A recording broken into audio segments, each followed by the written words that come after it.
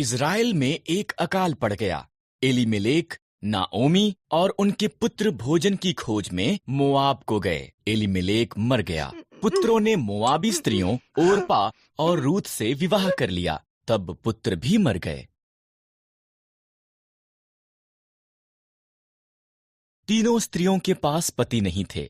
जब इज़राइल में अकाल समाप्त हो गया, नाओमी ने घर जाने का फैसला किया। मोआब में ही रहो, उसने अपनी बहुओं से कहा, ये तुम्हारा घर है।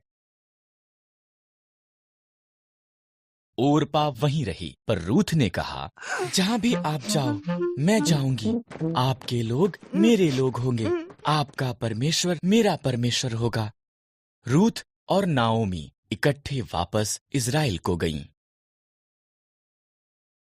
ये इज़राइल में फसल के कटने का समय था।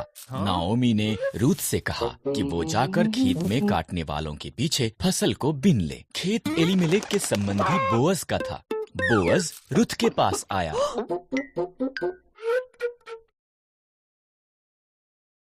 तुम नाओमी के साथ बहुत अच्छी रही हो, बोअज ने कहा।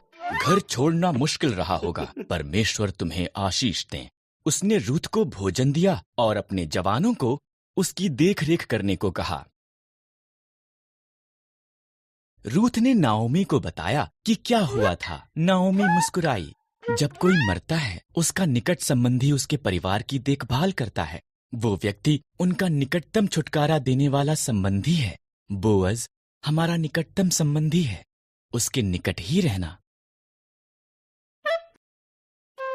इसलिए रूथ बोअज के निकट रही। वो हर दिन उसे और ज्यादा पसंद करने लगा। बोअज ने एलीमेलेक की जमीन खरीदी और नाओमी और रूथ की देखभाल की। तब रूथ से एक पुत्र ओबेद पैदा हुआ। ओबेद का पुत्र यिशै था। यिशै का पुत्र दाऊद था और दाऊद इज़राइल का महान राजा बन गया। इसलिए परमेश्वर ने रूथ को आशीष दी, ठीक जैसा कि बोअज ने प्रार्थना की थी।